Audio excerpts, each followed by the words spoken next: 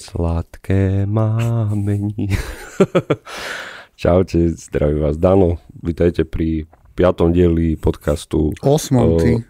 8 bol predtým. Podcasta Lakasta. A dnes sme tu opäť všetci štyria. Ja som Dano. Ja som Horacio. Senior Viňale. Hej, všetci sme tu. A rozoberať budeme rozoberať všetko a zároveň nič, jak stále.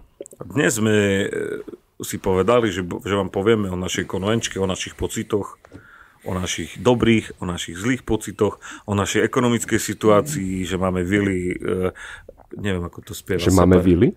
Hej, nie vily ako, že všechny dobrí vily od landu, ale od Separa som to myslel. Aha. Zobrali nám auta a vily a nikto to necenili. Jak išiel ten Rím? Ty si Separov fanúšik, máš kazetky. Ona. Nevieš, voláme Marko, že v tejto chvíli všetky víly za 200 díly, 200 stávali tie víly, ne? Že im zobrali? Dobre. Ryba rýchle riť. Tatranský Tater. To je konvenčka, čo sa koná u nás, v Poprade, v máji. Urobili sme 2 ročníky. Prečo sme ich urobili? Lebo sme mali veľa voľného času a entuziazmu. Chceli sme dať čo spraviť pre túto komunitu a na ostatných konvenčkách, aspoň za mňa, to je také, je to divné, keď v porote nájdeš člena štúdia, ktorý aj súťaží a podobné záležitosti. My sme sa bavili na začiatku, že sa nebudeme snažiť to hrotiť. Aha, takže... Nejak. Už môžeme. Otvoril som vám dvere. Kristián, ako? Páčili sa ti prvé 2 ročníky? Určite boli dobre spravené. Vidím, že náladička zostala. Takže 100 Taterov prvý rok, 100 Taterov druhý rok. V podstate by vošlo aj viac, ale máme obmedzené kapacity. Nie sme v Inchebe, máme to Zatiaľ. o dosť menšie. Tak Tatranský Tater pôsobí u nás v štúdiu dosť veľké trecie plochy. Nezhody. Hej, lebo je to vec, ktorá, aj keby si ľudia nepovedali, strašne zaberie veľa času na prípravu. Čo znamená pre ľudí strašne veľa času, lebo pre niekoho to je, že týždeň, vieš, keď má dať čo robiť, tak to je strašne veľa pre koho. Tak čo je pre nás strašne veľa? 8 mesiacov a viac. No, na dennej báze sa to v podstate akože rieši. Čiže čas a potom druhé je to, že nie je z toho ekonomická výhoda. Ekonomickou výhodou v kapitalizme sú peniaze. Kto by to nevedel? Nie sú to hrachy ani dobrý pocit. A preto jednoducho povedané, zisk z toho nie je žiaden. Ešte sme sa nedostali na nulu, ak mám byť úprimný, že Tatery majú nejaké zapisné, vyberá sa nejaké vstupné pro forma, aby tam neprišli kadejakí členovia podskupín. Tak ešte sme sa nedostali k nule. Náklady, to, čo sme vybrali od ľudí a od Taterov, sa ešte nevyrovnali nákladom ani v prvom, ani v druhom ročníku. A.k.a. to dotujeme z vlastných peňazí, čo je v podstate také hlavné negatívum. Lebo keby to bolo v pluse, tak aspoň ten čas, ktorý tomu dáme, tak je nejak ocenený peňazmi. Takto nám dostáva iba dobrý pocit. Takže to naozaj robíme pre Taterov a pre ľudí, ktorých tetovanie zaujíma a ktorí nechcú chodiť do Olomouca a sedieť na paletách. Nič som nepovedal.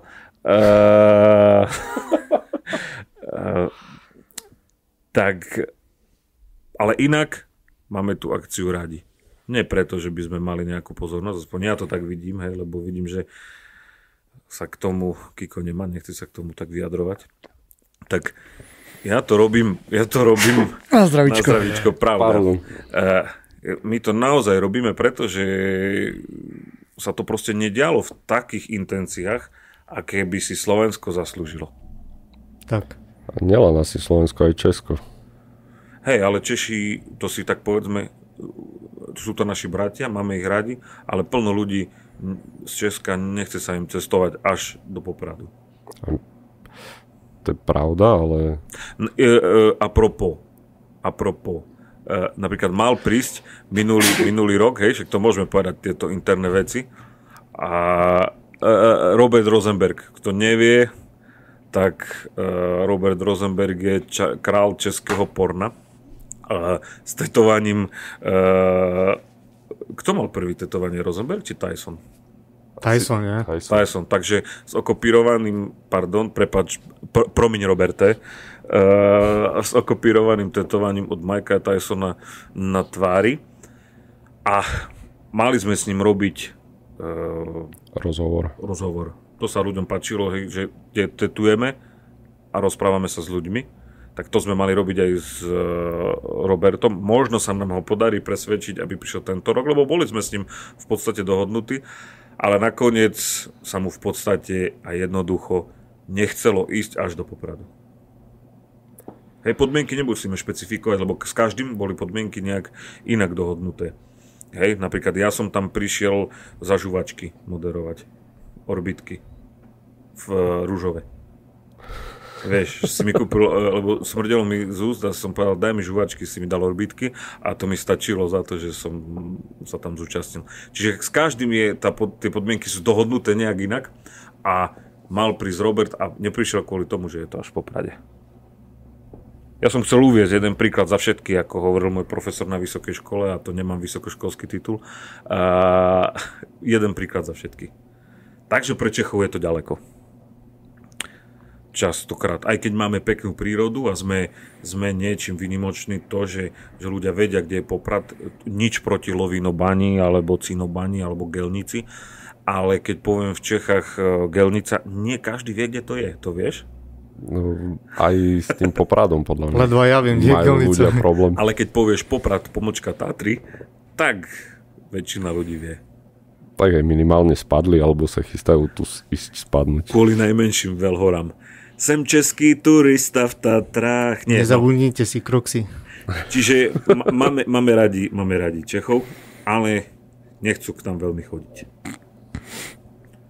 Čiže vrátime sa, však budeme možno o Taterovi hovoriť oveľa viacej, ale máme kapacity také, aké máme, že 200 ľudí by vošlo.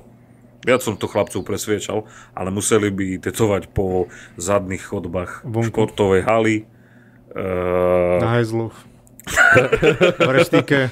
Nie, až tak nie. Ale akože... V reštike, ešte je dobrý nápad. Nespí. V reštike to je dobrý nápad, no. V kongresovej miestnosti. Na primátorskom balkóne. Hej, na tribúne a v technických miestnostiach obsluhy. Čiže ja si myslím, že chodby sú tam dosť široké, že nejakú kategóriu, čo si zaslúži robiť to na chodbe, by sme tam mohli dať. Hej? Ktorú kategóriu by si dal na chodbu? Individuál. Presne.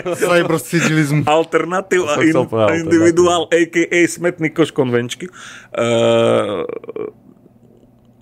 Nemali by sme byť kontroverzní. Ale tak ako vnímaš kategóriu alternatíva individuál? Alternatíva som vnímal akože dosť pozitívne, lebo tam sa vieš fakt, že vyšantiť s tým, ale keď ľudia to začali zneužívať a v alternatíve vidíš všetky možné kategórie, lebo tam dám nejaký prvok a idem to zneužívať, lebo vidím, že v Black and Grey sú napríklad silné kerky, tak to je potom, že si sami ľudia z toho spravili ten kôž. Mne to príde ako, že kôž je prehnané, ale mne to príde tak, že keď napríklad, že pohlavia muž, žena, trans, iné, alebo máš, že čo ste, podnikateľ, zamestnanec vo Whirlpoole a iné, tak toto je vlastne a iné. Všetko ostatné je alternatív alebo individuál. No pritom ale nájdeš tam veľa vecí, ktoré vieš reálne zaradiť. Ktoré by reálne mali byť v old school, alebo by reálne mali byť v dvojdňovom kolore. Tým košom som akože nemyslel, že majú škaredé tie kerky, alebo tak, že sú hnusné, ale že proste je tu nejaká zberná nádoba všetkého. Áno. Preto sme sa na Taterovi dvojke vyhli tejto kategórii, že ako by to dopadlo. No, takže teraz sme takej dileme, či ideme robiť Tatranského Tatara 3, jasné, že ideme. Byť či nebyť. Byť či nebyť, ale je našim cieľom, máme jasný cieľ vytýčený. Ešte väčší minus. Hej, mať čo najviac faniniek, aby na tribúne sa nám, ja neviem, ako manuálne venovali. Ale... Jak ty máš ženu. Hej, týmto ju zdravím. Ahoj, láska. Ahoj, Janička. Sabinka. Či ty si myslel pre nás? Hej. Ja vám doprajem, chlapci. Ale vytýčili sme si obrovský cieľ byť na nule. Keďže sme veľké nuly. Že by sme to nemuseli... Chceme aj povedať, že koľko sme doplacali nejaké ročníky? Môžeme asi. Prvýkrát to bola jednodňovka, bolo to zhruba 2000 eur v minuse, alebo aby ste si nemysleli, že koľko je ten minus. A druhý Tatranský Tater stál zhruba 40 000 eur. Je pravda, že sme to trošku akože možno až ako interpretmi. Hej, vybombili. Hej, ale tak tí interpreti paradoxne nestali až tak. Hej, že by boli toľko, lebo plno sú naši nejakí známi. A reálne sme boli v minuse nejakých 7 až 8 tisíc eur. Určite z druhého ročníka, takže treba prísť na kerky, aby sme to vynulovali. Hlavne k tebe, ne? Hej, hlavne ku mne, áno. Ku mne aj na piercing. My dáme Ďurovi, lebo on však bere fest veľa percent od nás. Presne. Čiže to je to, či ideme robiť, alebo neideme robiť tretí ročník, ale je však jasné, že urobíme to pre vás. S Krištofom, či bez Krištofa? Hej. Lebo čo sa týka nás štyroch, tak reálne Kristian, a.k.a. Zavinač PDE, je taký smutný z toho. On je šéf grafického oddelenia. No to sú presne tie veci, ktoré okrem prípravy tiež treba riešiť, že nie každý s každým sa zhodne počas tej prípravy, každý má na to iný pohľad a potom vznikajú aj takéto... Vrátime sa ku grafickej časti, len som chcel dodať... Tak sa to rozsúdia, keby som to nebol ani. Drž myšlienku, len chcem dodať, že určite nebude toľko interpretov na Tatranskom Taterovi 3. A... Ne? Určite. A určite nebude hrať hudba tak hlasno. Bude aj Kriman? Ako na začiatku. Hej, no samozrejme. A to viem slúbiť, že Kriman nebude. Ak to počúva, pozdravujeme ho a nebude. Prepáč. A vráťme sa k tomu, že šéf grafického oddelenia u nás je PDE. A hej, mne už nič sa stratilo, som premostil v hlave už na tú grafiku a koľko si to mal, chcem aj Kika zapojiť. No jasné, že koľko mal tých grafických súborov. Hej, že koľko mu to dalo reálne práce, kým... Dosť toho bolo, no. Však povedz číslo. 3000. Hej, keď si to koporoval. Okolo 500 ich bolo. 500 jednotlivých súborov. Grafických postov, keď si to viete predstaviť, hej, že... 500 000 miliónov súborov. 500 000 miliónov má súborov. to na jedným hardisku. Idem tvoriť nový Windows. Ja nemám ho doma. Počuj, inak on robí také videá, ten Pošuk.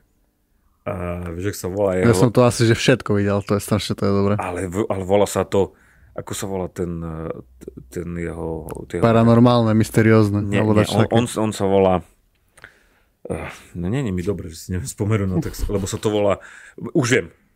Po stopách duchu Paranormal. Áno. A bol tam aj tento, čo točí Vražedné psyché. Áno, hej. A on s tým robil diel a v tom dieli bolo to, jak to robili. Ale že prečo nazveš svoj podcast anglické slovo, české slovo, ktoré spolu ani pomočka tam není nič, ale nazveš to Po stopách duchu Paranormal. To je jak Vlakbus Shopping. Kde to je v Bystrici? Od veci. Trošku sme odbočili, ale vráťme sa späť k Taterovi. No takže len s grafikou je toľko roboty, jak niekto povie, že vieš koľko, však urobil som toho roku 10 postov a som z toho vymázlil, ale túto náš kolega urobil niekoľko videí na letku a urobil toľko postov a grafik, že sa to dá prirovnať k stovkám. 1000 to nie je, ale je to viac ako 500, menej ako 1000. Takže je s tým roboty dosť administratívnej. Tak so všetkým je veľa roboty, čo sa týka tej akcie. Na to sa bavíme, že to všetko sa deje a pripravuje počas našich bežných životov, v ktorých máme aj svoje povinnosti, prácu, napríklad deti, rodinu. Tak. A je to dosť obmedzujúce. Asi najviac pre teba, ne? Že som to povedal popri pití, fetovaní. No ale že treba si nájsť, áno. Kurvy, chlast a chlebíčky, to sú naše koničky. Popri všetkom treba toto urobiť. Lebo, vieš, ľudia napríklad neocenia to, čo sa tam reálne deje. Hej, však to môžeme povedať, že paravány sme vyrobili, lebo sa nám nepáčia palety a nemali sme peniaze, keďže 40 000 nastal Tater 2, tak sme paravány vyrobili všetky my. Ja neviem, 150 paravánov a ručne sme ich vyrobili my. Ako aj naši známi nám pomáhali niektorí a v jednotke ľudia ohúčali, že to boli kartónové krabice, lebo výplň bola z kartónu, tak sme to museli upgradenúť na druhý ročník, boli paravány čierne, tak sme to zase museli upgradenúť my a doma mám naskladaných 150 paravánov v môžeme sklade. Ich prenajímať, nie? Keby takto chcel. Áno, keby takto chcel paravány, že napríklad, že idem tetovať a potrebujem 150 paravánov na zahalenie klienta, kľudne nám môže zavolať. A bude možno na nejakú súťaž v prezliekaní, už by to mohlo byť ešte v pohode. Na stripterskú súťaž, že si zaplatíš vlastne privátnu a tak budú kojky. No nič, už si predstavujem blbosť. Čiže paravány sme napríklad vyrábali my. Alebo napríklad elektrifikovať každú bunku, ako to voláme? Koja, bunka. Hej. Každý musí mať predĺžovačku, takže musíte mať 150 predĺžovaček, ale o to nejde, lebo náš zvukár je elektrikár a veľmi náš bývalý elektrikár je, nemôžem nadávať, tak nie je to také jednoduché, ako sa zdá. Len za tú sústavu tých elektrických sietí treba prebrať zodpovednosť, lebo už aj horelo napríklad. Pri prvom ročníku. Ľudia odpadli, hej, treba, je s tým kopec roboty. Urobiť letku, zložiť letku, obsluhovať letku, lebo chceli sme ten druhý ročník o dosť posunúť. Nevideli sme na Slovensku, neviem ako vo všetkých českých, poľských, že by mali letku a každý nás presviečal, že na čo vám je letka na súťaži a nám sa zdala letka ako najpodstatnejší formát, lebo keď sme chodili ako diváci alebo ako súťažiaci, alebo ja ako model, tak proste nikto nevidel ten finálny čo tam máš vytetované. A to sme povedali, že keď nebudeme mať letku, by sme už nikdy konvenčku nerobili, aby proste to, že sa niekto 2 dní trápi s nejakou kerkou, aby ju bolo vidieť na veľkej obrazovke. Aby som proste sedel na tribúne a videl to, prečo som prišiel, a to prezentáciu svojej roboty. A ešte tak chlapci a devčatá prenájom také letky stojí, ja neviem, 5 000 eur a obsluha takej letky stojí tiež tisíce, pretože tí chlapi tam, jeden chlap musí sedieť pri letke a non-stop prepínať videá a prepínať na kameru, druhý chlap musí chodiť s kamerou, všetko to musí byť v súlade so zvukom. Oni tam akože dosa nalietali ohľadom týchto vecí. Tí chlapi robili akože veľa. Hej? Aj zvukárov mám rád, však sú to naši kamaráti, ale tí chlapi od letky, ten režisér aj ten kameraman, tí keby počúvali podcast, tak tým chcem akože osobitne poďakovať. Že super. Plus tam máte to, že ľudia sú hladní, čo som tiež videl na našej konvenčke v rámci Československa prvýkrát, že sme si povedali, že už keď niekto ide na konvenčku ako Tater, tak by mohol dostať aj nejaké jedlo k tomu. A už som tak bajočkom zachytil, že niekde sa to objavilo aj po nás. Takže... Nemáš z toho taký lepší pocit? Mám. O tom to je, že treba posúvať kvalitu a hranice, to je kapitalizmus, že proste keď niečo nefunguje, tak to má niekto iný podnikateľsky vytvoriť, aj keď princípom podnikania je zarábať peniaze, ale my zarobíme až na tých ročníkoch, ktoré už nebudú, keď už nebudeme vládať to furt doplácať. Takže som rád, že sa to trošku posunie tá kvalita ďalej aj u nás. Prvýkrát sme skúsili vlastne v rámci konvencie v Československu nejaký ten väčší program. ktorý sme zistili, že nie je moc... Nepriláka tak ľudí a zároveň aj niektorým Taterom vadí. Tak ale to sme s tým rátali, že nedá sa vyhovieť všetkým účastníkom, to je asi samozrejmá vec. Každý počúva rap, hej, že my sme nechceli Jadranku zavolať a chceli sme čo najmenej problémov, aby tam bolo. To znamená problém s nazvúčením kapely a meniť ich a nie každý zase má rád metal a nie každý má zase rád rock a tak sme chceli nejaký aby tam púšťali nejaké dramy. Alebo... Tam to bol taký mix, aj do pozadia drum, hip-hop. A že tam bude rap, hej. Nejaký rock. Ono, kým sa tá hlasitosť nastavila, lebo niektorí neboli druhý deň, vieš, a nepamätajú si, lebo tie prvé vystúpenia bolo to fakt akože hlasné a to sme sa museli s našimi zvukármi, shoutout Karol, hádať, že to proste musí byť tichšie, lebo tu sa robí a netancuje. Aj no. On sa vás pýtal, že však si chcel zvuk, ne? Tak čo mám robiť? tak to stíš, lebo aj to nastavenie časovo, no neodhadli sme dobre, že tých interpretov bolo dosť. Trošku by sme to možno okresali. Hip-hop žije. Každý to vie.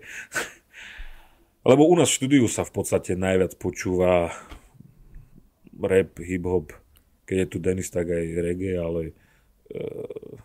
Tento Michal Šeps už nespieva, ne? Hej, neviem, kto to je. Braňo Mojsej. No, že by sme zavolali ho akože reggae účastníka. No. Na vystúpenie. Čiže... To bol môj taký pohľad. No Tatera, neviem, či nám nekončí epizóda, pardon, že vám nedávam hovoriť, ale môžete kľudne. No... Že na minulé ročníky. Páčil sa ti viacej jednotka, alebo viacej dvojka, Denis? Aha, prepáč. Obidva ročníky mali niečo do seba a tá dvojka bola asi väčšia pecka, tým, že to bolo 2 dní. Ale čo môžem povedať napríklad, že tá dlhomesačná príprava versus tie 2 dní, ktoré to bolo, tak prebehlo to úplne, že ani neviem, že to bolo, nie? Že tak dlho sme to akoby mastrovali a zrazu to ušlo ani... Mne sa, kamo, ináč najviac páčilo na poslednom ročníku ten druhý deň, keď už bolo všetko rozložené, nachystané, od rána ľudia tetovali a my sme si tam mohli konečne v kľude ísť pozerať kerky, tá nedeľa, aká bola super. To... Hej, no v nedeľu tiež to bolo fajn, keď už spíš po všetkom.